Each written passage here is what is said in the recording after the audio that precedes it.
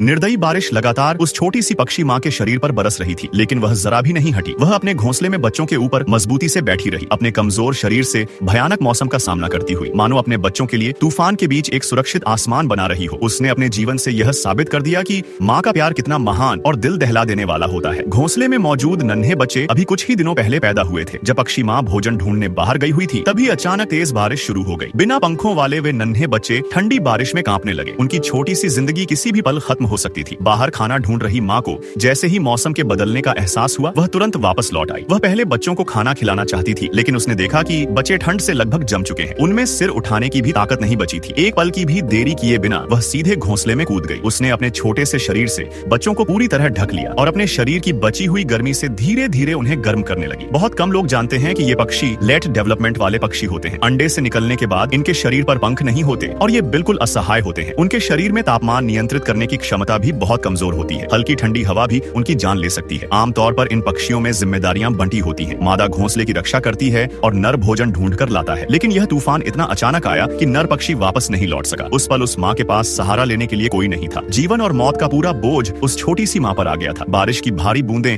लगातार उसके शरीर पर गिर रही थीं। ठंडा पानी उसके पंखों को भिगोकर शरीर तक पहुंच चुका था। कुछ ही देर में उसका पूरा शरीर भीग गया। वह ठंड से कांप रही थी। उसके पंख सुन्न पड़ने लगे थे। शरीर अकड़ चुका था। फिर भी वह अपनी जगह से 1 इंच नहीं हटी। उसने अपना सिर पंखों के भीतर छिपा लिया और तेज हवाओं और ठंडी बारिश को चुपचाप सहती रही। हर पल वह दर्द सह रही थी, लेकिन हार नहीं मान रही थी। वह चाहती तो आसानी से उड़कर किसी सुरक्षित जगह चली जाती। उसके पास उड़ जाने की पूरी ताकत थी, लेकिन वह नहीं गई, क्योंकि वह जानती थी अगर वह उड़ गई तो उसके बच्चे निश्चित रूप से मर जाएंगे। अगर वह टूट गई तो उसका पूरा परिवार खत्म हो जाएगा। कई छोटे पक्षी ऐसे मौसम में अपनी जान बचाने के लिए घोंसला छोड़ देते हैं, लेकिन इस माँ का मातृत्व कुछ अलग था। उसे अच्छी तरह पता था कि अगर वह चली गई तो उसके बच्चे कुछ ही मिनटों में ठंड से मर जाएंगे। इसलिए चाहे वह खुद कितनी भी कमजोर पड़ रही थी, फिर भी उसने बच्चों को मजबूती से ढके रखा। उसने तूफान, बारिश और जमा देने वाली ठंड को अपने पंखों के बाहर ही रोक दिया। वह ठंड से नहीं डरती थी, ऐसा नहीं था। उसे मौत से भी डर लगता था, लेकिन बच्चों के लिए वह मर नहीं सकती थी। यह सिर्फ एक जानवर की प्रवृत्ति नहीं थी, यह माँ का वह प्यार था जो खून में बसा होता है। ठीक वैसे ही जैसे इंसानी माँ अपने बच्चों के लिए सब कुछ सह जाती है, यह दृश्य बिल्कुल वैसा था जैसे हमारी माएं हमारी जिंदगी के हर तूफान को अपने ऊपर झेल लेती है। पता नहीं वह माँ कितनी देर तक बारिश में यूं ही बैठी रही। आखिरकार तूफान थम गया। सूरज की रोशनी पेड़ों के बीच से छनकर घोंसले तक पहुंची। पक्षी माँ ने धीरे धीरे अपने पंख खोले और सबसे पहले अपने बच्चों को देखा। जब उसे यकीन हो गया